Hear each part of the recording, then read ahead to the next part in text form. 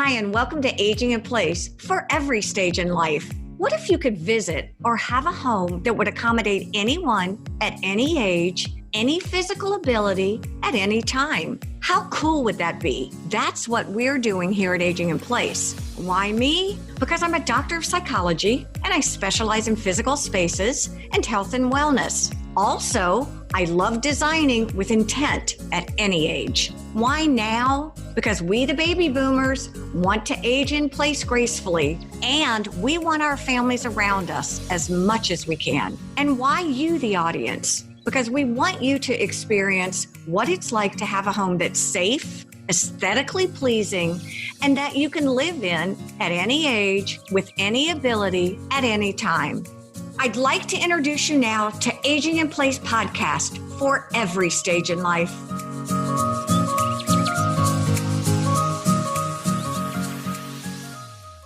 Hi, and welcome to Aging in Place podcast at any stage in life. I'm really excited to have my friend Carla Rohal with us.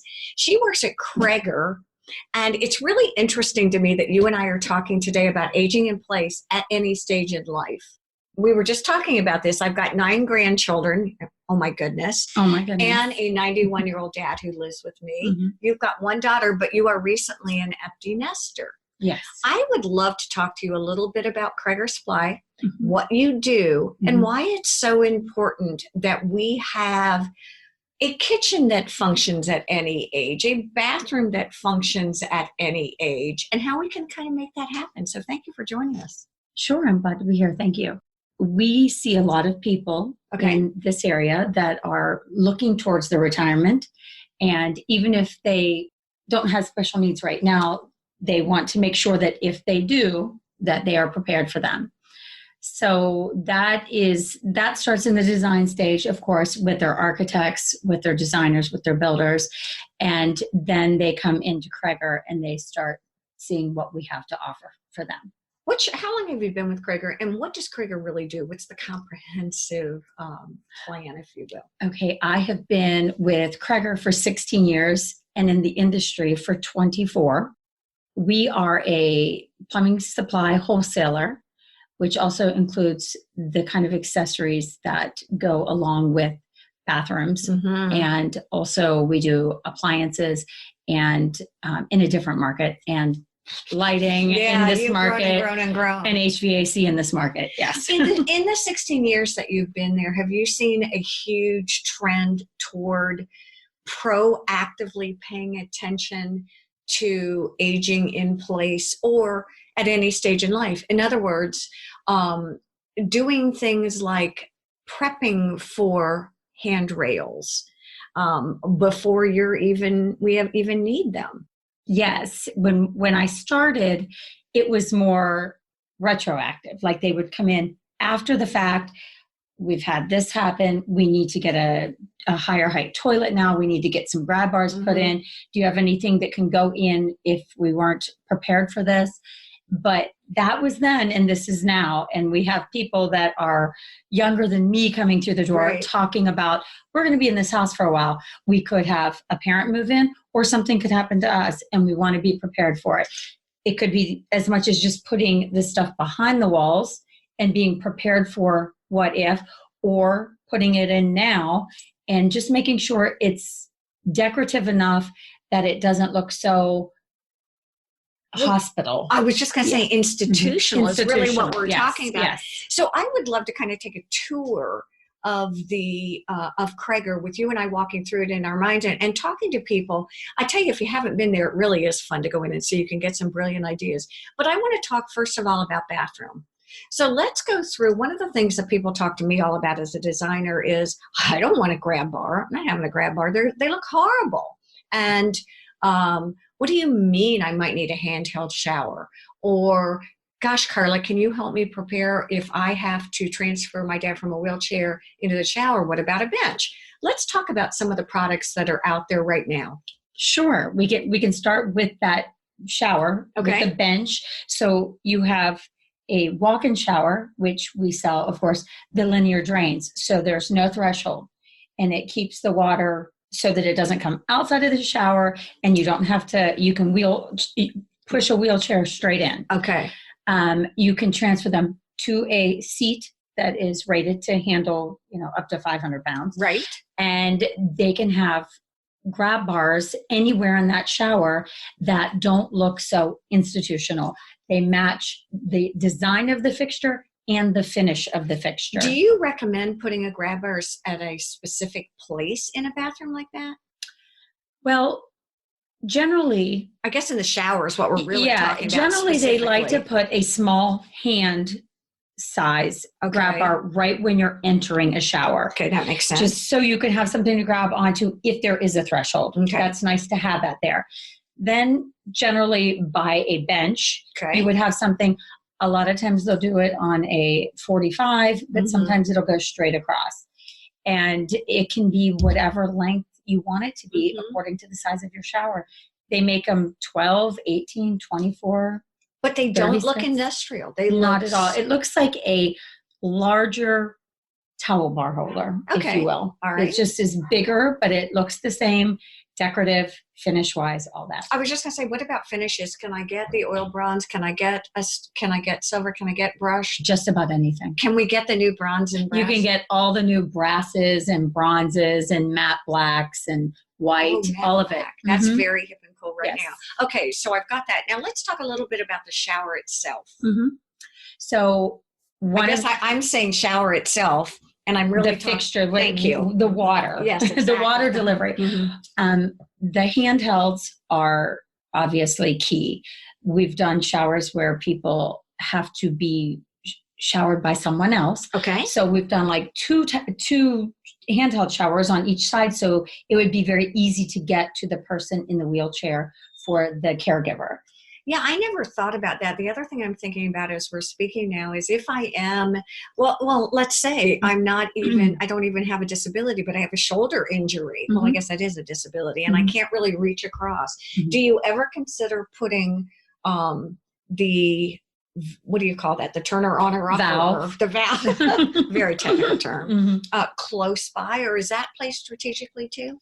That is also placed strategically. It doesn't have to be near the fixture, but it should be in the place that makes the most sense for what you're trying to accomplish in that shower. Okay, so now I walk out of the shower. Let's talk a little bit about sinks, height, faucets. Talk me through some of those. Well, the heights of the cabinets these days are such that they're higher and they're easier. You don't have to bend over. You can also get ones that you can roll right up underneath in a wheelchair. And that is, that's all over the place. Yes. But definitely lots and lots of nice decorative options. We talk about aging in place, but we're really talking about visitability. We're talking about you being able to come, your daughter being able to come, my granddaughter at 2 being able to come and be able to wash her hands, and my dad too. So what kind of fixtures are you seeing? And let's talk us through some of those. And I would love to hear brands too, because that's always nice to be able to know, what and where I can buy. Absolutely. So the most common thing to do in the sink area is a lever handle. Okay. That is what is used according to the American Disabilities Act. So, and why is that? Because you can not have the facility to grab it, but be able to push it with your hand. Okay. And you couldn't do that with like a cross type handle. Correct. So anything that has a lever would be considered very easy to use. Okay. So that I would say is 99% of our sales. And what about cool looks? Do you get... Yes, they make very beautiful faucets that are ADA compliant. And I laugh because my favorite faucet I got from you is one that is a lever, but it looks like almost a trough. And the water comes. I love that. It's fun. It looks so amazing. And my kids think it's about the coolest thing ever. Of course. And I'm sure that is an ADA compliant fixture. Let me ask you a question about heat. Is there a way to temperature control how hot my faucet is and how hot my water is? Most of the time that is look at you and I were like, yes. Most of the time that is controlled by your water heater. Okay. However, you can use the stops underneath your sink to cut back on the amount of hot water that can come through on the hot side. So there are also valves that will do that. There's a lot of different ways that you can go with that. In a home, I would say you would just cut it back yourself. You wouldn't put a limiting We do those in commercial. Oh, usually. in commercial places. Mm-hmm. Here's what we're going to do. We're going to take a really fast break, and we're going to come back, and we're going to talk about my favorite subject. You know what it is? Toilets. Of course. Because who knew toilets could be so interesting for aging in place at any stage in life? I really want to talk about the little tinkle, little bottom toilet first. So stay with us. We'll be back here on Aging in Place. Hi, I'm Dr. Debi Lynes. Design elements are psychologically and physically supportive and conducive to health and wellness. To learn more about what Lines on Design can do for you, for more information on certified aging in place and facilitative and supportive design, look for us at linesondesign.com. That's LYNES on design.com. We are back here on Aging in Place. We are here with Carla Rohal, and we're talking about plumbing fixtures. Who knew it could be so interesting and so important? It's only important when you sit on the potty and you can't get up. All right. I mean, I think that's exactly what it is. We're talking about toilets as being really interesting and something that in today's market, who knew that the toilet would be one of the big decisions that you would make when you're building a home or even renovating a home? Let's talk a little bit about height of a toilet, why that's important, and some of the new products that are out there, because they're pretty amazing. Absolutely. The trend is that most toilets now are ADA compliant, which means they're the chair height, easier to get up, and up off of and down onto. The trend has become that since probably, I would say, in the last 10 years. Most companies aren't making any of their new toilets in regular height. Got it. It's almost hard to find one in a regular height because we have found as adults, if you're tall, that it's easier to get on and off. So exactly. It doesn't matter if you have a hurt back or if you're just tall, it's easier to get on and off a higher toilet. Probably the most fun toilet I saw recently was the one that has the seat for little tiny bums and then ones for regular folks. Absolutely. Talk to us about that. Who makes that? That's actually a Kohler seat. And it is a training type seat where you can have I have a 2-year-old granddaughter, so perfect. This is important. Perfect for she won't fall in. That's right. It's made with a very small opening so that their little bums won't fall through. And then you can raise that part of the lid and an adult can sit on it. I mean, it's awesome. And you can put it on any elongated toilet seat. Oh, you can? I mean, any elongated toilet, yes. Oh, and the last time that you and I were together, I think you were telling me about an interesting situation that you had a friend of yours, I think, had either broken their shoulder? Yes, they had shoulder surgery. And they purchased one of the cleansing seats. And I believe that might have been a Kohler cleansing seat as well. So what does that even mean? That means you put a toilet seat on your toilet that acts like a bidet. So it sprays and does everything that you need to cleanse yourself without actually being a separate fixture, a separate bidet fixture. All you need is the same water supply that comes into the toilet. You tee off of it, and you do need an electrical outlet. Let me ask you a question. What do a lot of people ask when they come in buying toilets? The very first thing they say is that they want a higher toilet. That is the number one thing we hear when they walk through the door. Second would be that they want the seat to be elongated. Obviously, that's a more comfortable seat to sit on. Those are, I would say, the two biggest things they ask for. And now a third thing that they're asking for is just the cleanability, which means the sides of the base of the toilet go straight back in a skirted fashion. So it's just easier to keep clean. Gosh, I never even thought about that. It's funny because my son just renovated his house, and he said he was more excited about showing us his bathroom and his toilet than anything else because it had bells and whistles that I didn't even know existed. Talk us through some of the fancy jazzy things that are there. Well, okay. So the skirting is the least jazzy, but most liked by women, or I shouldn't say it that way, but by the people that are cleaning the toilet. The bidet seat itself, the washlet seat, is it's got a lot of different functions depending on which one you get. Okay. It will front spray, rear spray. Mhm. It will oscillate and pulsate the water. It gives you a temperature control on the keypad so that you can make the water cooler or warmer. Okay, so you said keypad. Help me. So it's just a little pad where you press the button to turn it on and to do all these different functions. So it sits on the wall and you press the buttons and it does all that, and it's really cool. It's very easy to function. That's what I was going to say. From a usability standpoint, is it pretty easy to manage? Yes. Like if you are incapacitated, that's right, with your primary arm, if you're right-handed, you've had something go wrong with your right hand and you need to use the restroom, it's certainly a lot easier to press a button to spray and press a button to air dry when you're done. It's really interesting after talking to occupational therapists, physical therapists, people who've had hip replacements. You don't really realize how easy or difficult it can be to participate in activities of daily living until you really have something and you can't do it. Oh, yeah. And I think that's what's been amazing. What about as far as toilet paper holders? And again, I have to go back to bars because I know that oftentimes getting into that bathroom and on and off the toilet is a real issue. How do you all deal with that?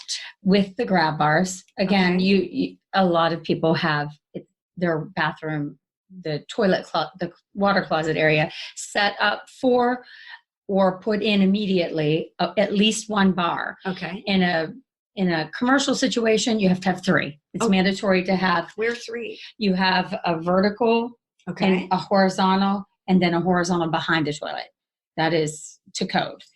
In a home, you don't necessarily need that. 1 next to the toilet is generally enough. However, 2 would probably more than suffice. One of the things that you showed me the last time I was in the showroom was a toilet paper holder that actually was a grab bar too, because I think it's fun because now that I've been around people and watch where they're vulnerable, I've seen a lot of people grab onto that toilet paper holder as and that's not good. That's not good. You're going to rip it out of the wall. Exactly. Unless it's Moen makes one that is a toilet paper holder and a grab bar. So you can use it's about 8 inches, and you can use it to hoist yourself up, and it also dispenses the toilet paper. Are a lot of these products cost prohibitive, or are they pretty reasonable? No, they're pretty reasonable. Tell me about the Moen product, because aren't they? I mean, they're a pretty reasonable product. Absolutely, and they have several decorative lines, and they have pretty much for every single faucet line they have a decorative matching everything. Oh, like a universally designed something. Yes, grab bars, accessories, everything that goes with it, so that it's all cohesive and it looks pleasant to the eye. I mean, I think it's really amazing. Talk to me I've always heard 1-piece toilets, 2-piece toilets, lids, flushing, things like that. What is the standard or the design, the code to code now? Well, to code, you don't have to. One or the other doesn't matter. It doesn't matter. So it doesn't matter if it's a 2-piece or a 1-piece. It just height is what height is. Okay. Yes, but for cleaning and for your home, a 1-piece fully skirted toilet is going to be the absolute least maintenance. Just a little Clorox and all is well with the world. Well, that makes a lot of sense. I wanted to mention that Kohler has just come out with a new toilet that is going to be one of the highest on the market, meaning height-wise. Okay. So those people that are looking for even taller toilets than the ones that meet the American Disability Act, they can get another 2 inches out of this toilet. It's so funny because I'm doing the podcast. I'm always looking for inside scoop on things like that. And it is amazing when they talk about squatty potties and all. Do you have things like that too? All kinds of things to really make, again, like we said, activities of daily living much more streamlined and easy. It's wonderful. And again, do you have favorite brands, or is it just according to what you really like? And the last thing before we have to go to our next segment is, what about heated seats? The heated seats come with the washlet. Oh, heavens, generally, of course they do. Right. Generally speaking, you can't get the heat without the whole setup of the water. So who usually designs that? When people go into a home and they want a renovation, or they have a builder, they have an architect, do they actually come into the showroom? What does that look like? They come in with you, and how do you take them around? How does that work? Well, they come in. Sometimes they come in with someone like you, and they start by the design, meaning I want it to be traditional, transitional, contemporary. Okay. And it has to look nice, but it needs to meet all these criteria. And we just kind of go through it, and I show them all the options of the things that match. And they are surprised most of the time that they can actually get what they need in it to look nice. And I think one of the things that you do so well, based on my experience, is when cost is no object, it's easy. Oh, yeah. But there are times, and one of the things you taught me, there are places to put your money, and places that you can be more conservative. Is that the advantage of having a Carla actually take you around and kind of share with you all the different things? It is always better to use a professional, for sure, because we know.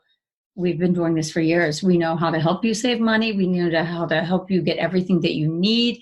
And if you tell us the range you want to stay in, we can help you do that. You can do that and make it look fantastic. Absolutely. We're going to take another quick break. Sure. We're going to come back once more. We're going to talk about kitchen, and then we're actually going to talk about some specific product lines, which will be fun. Stay with us on Aging in Place. Hi, I'm Dr. Debi Lynes, and thank you for listening to Aging in Place for Any Stage in Life. We would like to ask you all to give us a review. Of course, preferably 5 stars. Thank you again, and we hope you enjoyed Aging in Place for Any Stage in Life. We are back here on Aging in Place. We are here with Carla Rohal. Let's talk kitchen, because I think that's a great place to go to when you're talking about universally designed things and designing for anybody at any age. Absolutely. We've done several kitchens for people that weren't necessarily older. Okay. Some are for younger that are handicapped and they want to participate, or they're on their own and they need to be able to cook and clean. And if you think about walking up to your kitchen sink, if you're in a wheelchair, you're not going to be able to do anything at your kitchen sink. I never even thought about that, but that's very true, isn't yes. it? So now, there's lots of sink options that are shallower, that you can get low enough, get the wheelchair under, faucets that you can touch or wave. And turn them on so that it's easier to use them. I'm going to go back to the sink. Talk to me about a shallow sink. I never thought about that either. What does that actually, that makes sense, because when I put my hands down into a sink, it's usually 12, 14 inches? Well, 10 is usually what it is. Okay. But the ADA compliant sinks are 5.5. So that brings it up.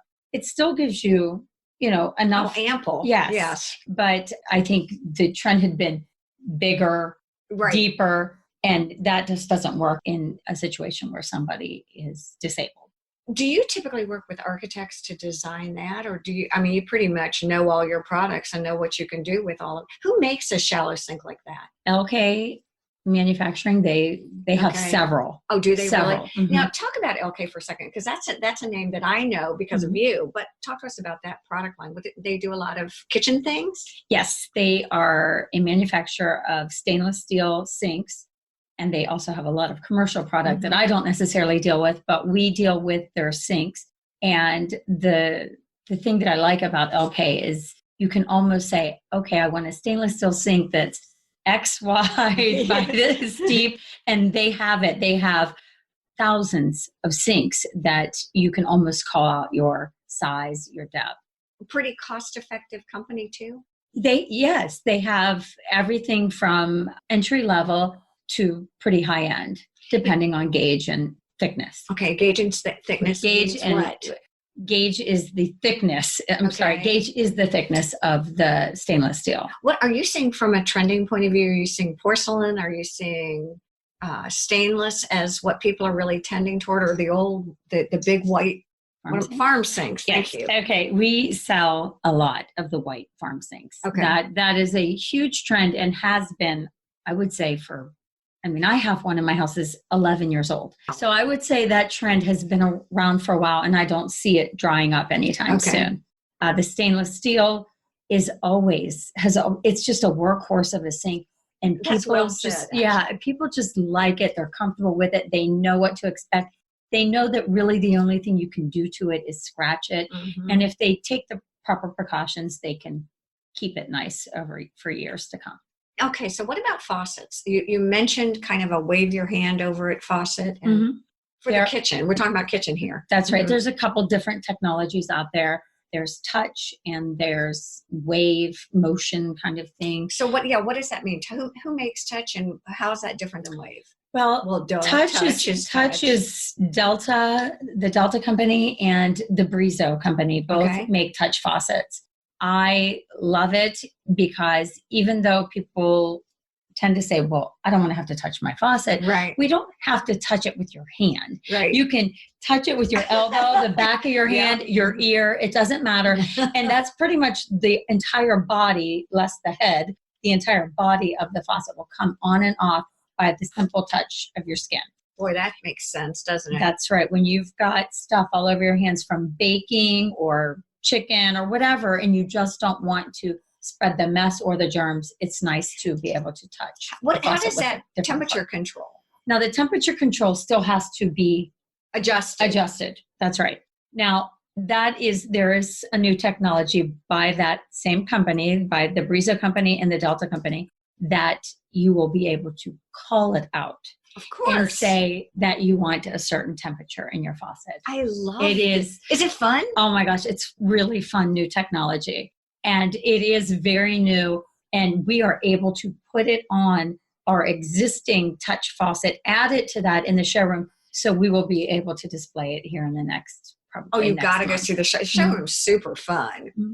Let's talk about some products and let's go and I liked the way that you mentioned it. You talked about some entry level and then some higher ends. Mm-hmm. Again, what we said before in the other segment was part of the gift of having Cregger and a Carla is you can help guide us. What are some of your favorites and why? From a product point of view. Okay, so I love the Moen company. I love the Delta company. So let's talk Moen for a second, then we'll go to Delta. Okay. What is it about Moen? They've been around for how many years? A gazillion? At least 75, I think. I mean, exactly. Oh my gosh, I'm so ashamed. I should know exactly how many years. But yes, they've been around for a very long time, and they do a very nice job with their styles. And again, taking it clear through the line, making sure that if they come out with a faucet, they have everything to match. Okay. Tub, shower, accessories, the grab bars, all of that kind of stuff. Also, they have an amazing customer service department. And that will be where I can tell you that any product that you see on our showroom floor, if they don't have good customer service, they are not on the showroom floor. Oh, it is the most important thing to us is the customer service, not as much the design. Okay. Because they all have nice designs. That's right. But if you have a really great design and your customer service is terrible, that's of no use to me. Well, that makes a lot of sense. Delta I've heard of too. Yes. Delta is like Moen, very large company, been around for a long time, very good customer service, very innovative. And what about price pointing with things like, would you consider Moen and Delta sort of running the gamut? Yes, they both have entry level and they go up to probably I would say a mid, scooting over that mid price range. All right. With some of their newer, more decorative stuff.